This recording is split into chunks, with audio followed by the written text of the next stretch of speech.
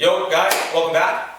Today we're going to go over the technique of a squat. So from everybody with moms and dads that get up and get down and walk about during the week and maybe play some sports on the weekend, to the high performance athletes that I'm fortunate enough to work with, which gives a great moment for me to say thanks to the Stuttgart Ballet. I was fortunate enough to guest with them last week and work on some of the movement and mobility with them, and anyone that questions the athleticism and the difficulty of those guys, I suggest you head to your local ballet, get a ticket, support what they do, and find out how ridiculously beastly those girls and guys really are. So again, guys, thanks, and this video is also for you. So today I want to discuss basically the proper mechanics within a squat and the mistakes that I see. So a lot of times when we go down into a squat, we know that we're lowering our body down, hence something like this. But what we don't know is what the knees are supposed to do. So when I'm in this position right here, I've got four options for my knees. My knees can fall in like this. My knees can fall forward, which would basically lift my heel off the ground. My knees can go nowhere, or my knees can come out. Usually everybody that answers this question gets down to the last two. Should my knees go nowhere or should they go out? Which one is better? Most people, I think by now we know falling in and going forward is not correct. However, the difference between this and your knees coming out are quite large. One of the examples I like to give is when I'm in a position where my knees choose to go nowhere, so not out, not forward, and not back, the stability and the strength of my hips are not that great. And when we're squatting no weight to a lot of weight to just wanting to move correctly, I think we should always choose the most stable position for our body, and in this case, especially our hips. So when our knees go out, if I do the same thing, you can do this test on yourself or you can have someone else do it to you, you realize that your ability to stabilize your knees is what it looks like, but to stabilize your hips is much, much, much greater because you have the activation of your glutes or your butt or whatever you want to call it. And if you think about the way we look at, think of your Sherpas, the guys that climb the mountains, your Bedouins, the guys that basically live in the desert and go to the bathroom on the ground.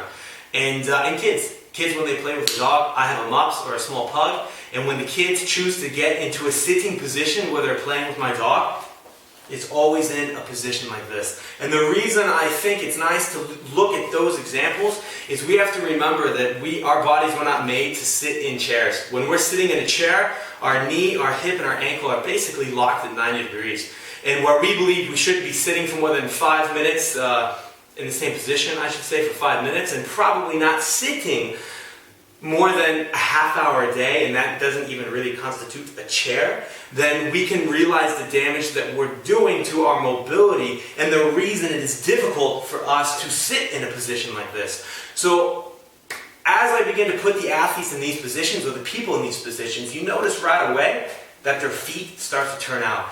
And a lot of you guys might notice when people do this, they do turn their feet out. In a non-loading position, meaning where you're holding no weight, you can sit like this all day long. It's really not a problem. You want to make sure your ankle is not collapsing, but you can sit in this position as long as it's comfortable. However, when we're getting into an athletic position or lifting some weights, we want to keep those feet straight. And if you notice your ankle is falling in or it's not possible and your feet automatically want to turn out, then that's basically showing us that we're lacking the mobility that we need to do this stretch correctly.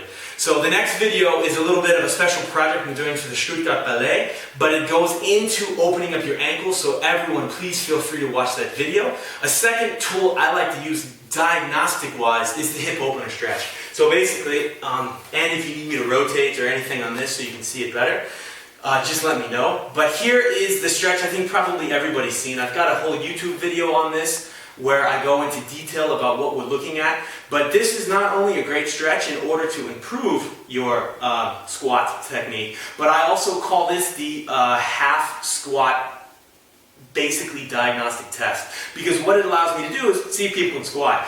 If you notice, while you're here, you're going to drop in this position and the knee is basically straight. The real name for this stretch is called hip opener because we choose to open the hip in this position. But it's also a half position of a squat.